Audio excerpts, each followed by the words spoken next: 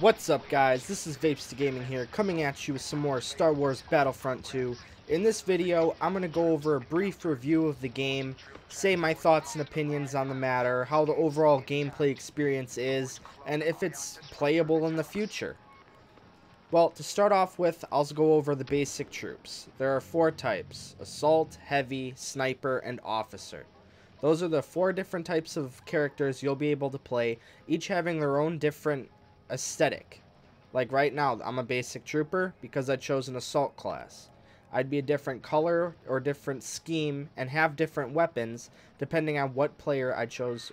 Depending on what player I chose to use. In this game mode, Galactic Assault, the droids have an objective. We have to defend the ion disruptors, which are basically, which are basically pulse cannons, handheld pulse cannons that destroy the MTT, which we have to defend all the way up until their capital. So that's just the basic overview of a game mode. You play as both sides. One time you're the clones, the other time you're the droids. And it's basically team deathmatch with an objective. You get infinite amount of respawns. You kill people, you collect points, and if you get enough, you can beat people like Darth Maul or Jedi Rey from Star Wars Episode 8. But as you see, we have Boba Fett, we have Darth Maul, we have different ships and tanks that we can control, and each of those are based on points. Like, in order to play as an MTT gunner, I need 400 points. So I get points by either killing enemies or playing the objective, being overall support on your team. You actually have to play as a team in order to get the most amount of points. And it encourages you to work as a team because everyone wants to play as some type of hero or villain, right? You want that oh my god, I can't see. You want to play as that character because that's super cool. And each character, as you see that turret right there, each character has their own special set of abilities. If I hold L1 and R1 together, I get a minigun. And I think this is one thing they'll have to change, as it's pretty weak, and it shouldn't be weak. Obviously, L1 right here is your standard grenade. And then R1 is a type of grenade launcher. As you see, I have my reticle out here, and it fires grenades.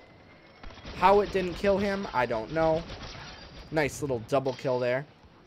But as you see, we're working to defend that in order to get it all the way over to a building far over there. And their objective, the clones, these things, they have to fire them at that to destroy it. If they destroy that MTT, they win. If we get it to the capital, we have a certain set of objectives to take, and then we'll win. Overall, the game looks absolutely stunning. Just like the other Battlefront did. They put a lot of effort into the graphics, but little effort into gameplay.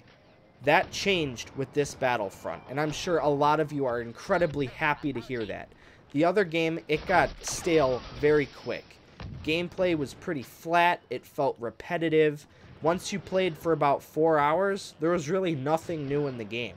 And I can say with 100% confidence that this game will be playable after 4 hours.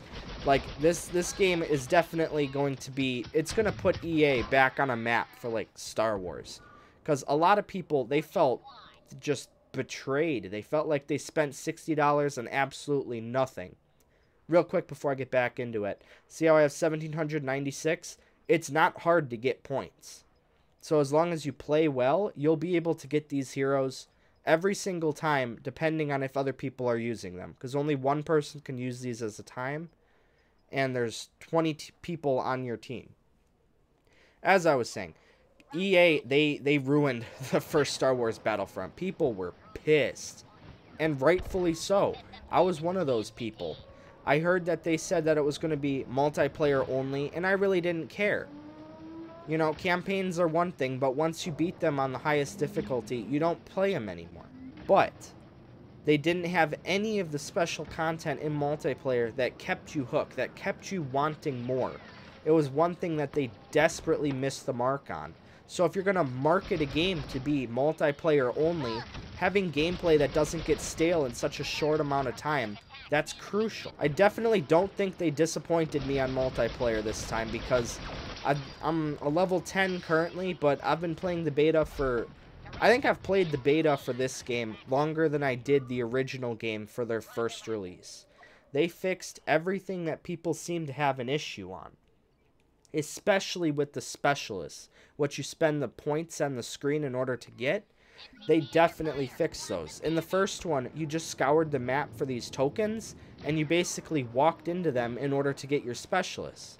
It required everyone to basically go on a scavenger hunt. Instead of playing the objective or going after the other team, everyone simply jumped around with their jetpack thrusters and went off and looked for these tokens rather than playing the game, because everyone wanted to be a specialist. This changes that. This forces you to play the game if you want to be the specialist. And that's like the biggest concern that I had with the first Battlefront, because people weren't playing the game. People wanted the specialists. Ooh, that was a nice double kill there. The objective game modes also, you have to work as a team, and it forces people to work together. Especially if each player, they end up getting 200 health to start off with. That's quite a bit of blaster shots. Even the snipers can't one-shot in this game, which several snipers might have, you know, differing opinions about. I'm personally okay with it. If you were a sniper and you got a one-shot kill from this far away, that's way overpowered.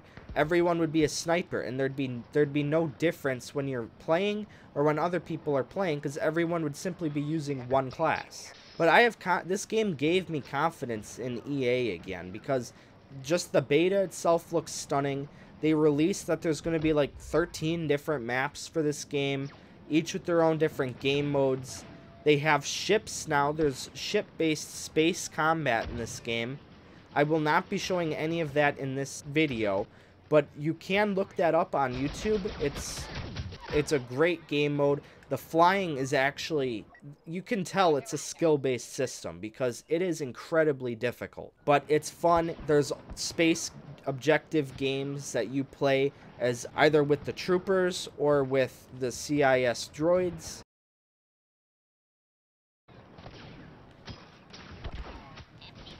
Oh, get turned on, bitch. These bright lights right here, those are from snipers. It's kind of just like EA's Battlefield games. You'll see a glimpse of light. Whenever you see that, it means there is a sniper and that they are aiming in your direction, and that gives you a certain amount of time to get out of the way before you're shot. I don't know why they did that in this game, considering the fact that there's no one-shot kill. But I also like the system because that way people can't sit all the way back near their respawn in order to go off and get kills. Especially since points are what are required in order to get to the... Oh wow, they're gonna win. Especially since points are what are required in order to get the specialist characters. If you could just sit in back the entire time just to snipe, I think it would break the game. I'm gonna cut all this out in editing. Yeah. I'm gonna cut all this out in editing, but I guarantee you, I said that line 5 times. I just could not do it. But overall, the teams are balanced. It doesn't seem like one side has an advantage in this, considering I've won as both sides each time. Overall, it seems like a well-built game, especially from beta gameplay, and I'm really excited to when the game actually releases. This is Vapes to Gaming. I'll see you next time.